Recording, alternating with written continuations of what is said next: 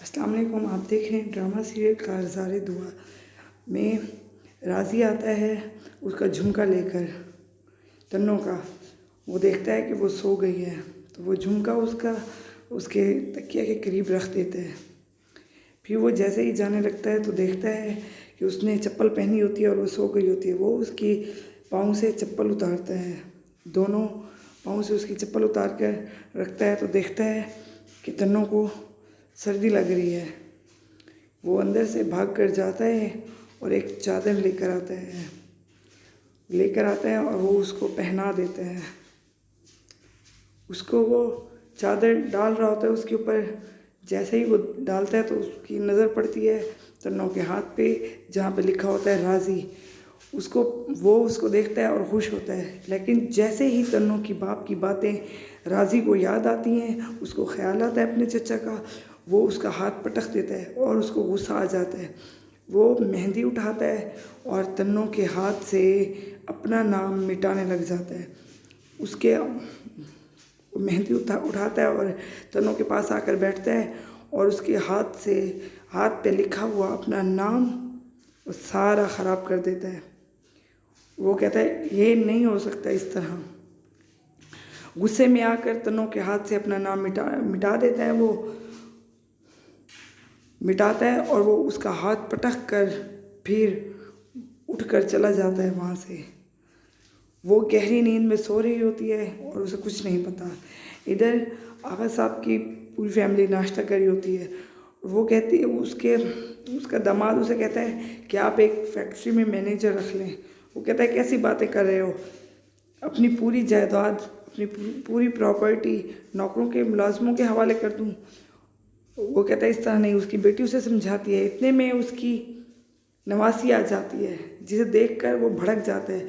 उसे गुस्सा आ जाता है आगा साहब को। वो कहता है एक बेटी की तो तरबियत हो नहीं सकी, उस पर तो नज़र रख नहीं सके, मुलाजमों पर क्या नज़र रखोगे। उस पर वो उसकी नवासी गुस्सा करके वहाँ से चली जाती है। इधर सुबह जब तन्नों अपना हाथ देखती है तो उसका नाम मिटा होता है, राज़ी ने ख़राब कर दिया होता है। फिर वो राज़ी के पास आती है और वो कहती है कि ये तुमने क्या हरकत की है, तुमने अपना नाम मेरी हथेली से क्यों मिटाया, ऐसा नहीं हो सकता।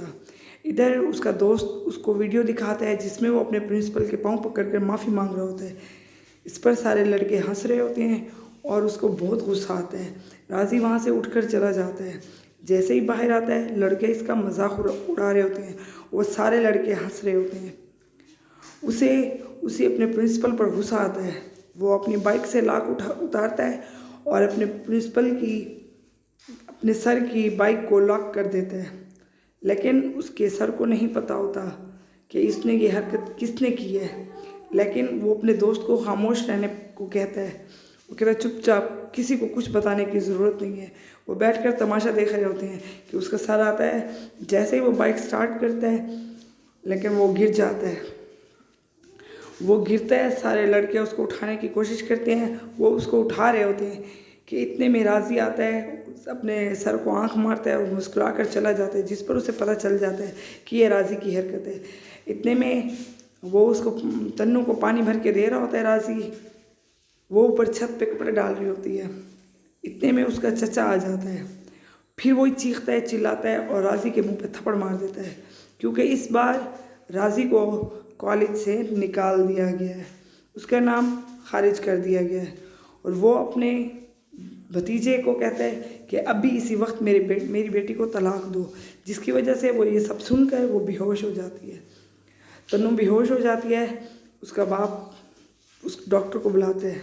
डॉक्टर आता है, उसे चेक करता है और वो कहता है कि परेशानी की कोई बात नहीं है, बच्चे डिप्रेशन में बेहोश हो जाते हैं, ये डिप्रेस्ड है जिसकी वजह से ये बेहोश हो गई है, परेशानी की कोई बात नहीं है।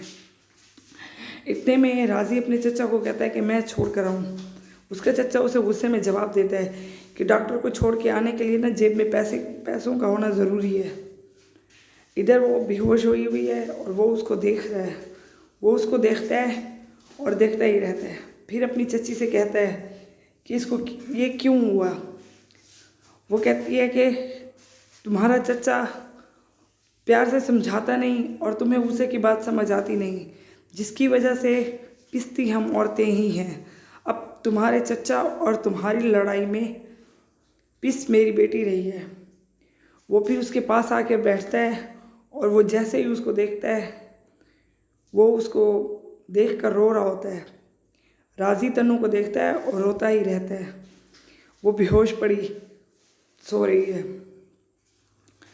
फिर वो उसका हाथ अपने हाथ में लेता है और देखता है कि उसने कैसे उसने अपना नाम उसके हाथ से मिटा दिया। फिर इतने में उसका चचा अपनी बीवी को बता रहा होता है कि इस लड़के का क्या बनेगा, इससे कोई काम नहीं होगा। लेकिन उसकी चाची फिर उसकी हिमायत कर रही होती है। वो कहता है कि तुम्हारी बेवजह की हिमायत उसे ख़राब कर देगी। और वो अपने शौहर को समझाती है कि आप भी तो प्यार से बात नहीं करते, सगा भतीजा है वो आपका, आप एक दफ़ा उसे प्यार से समझा कर तो देखें। इस पर वो अपनी बीवी को बताता है कि इस नालायक का कॉलेज से नाम खारिज कर दिया गया, अब वो क्या करेगा। ये सारी बातें राज़ी सुन रहा होता है, अपने चचा और अपनी चची की बातें। वो कहती है कि ये राज़ी एक दिन ज़रूर बड़ा आदमी बनेगा। थैंक यू, चैनल को सब्सक्राइब कर दें।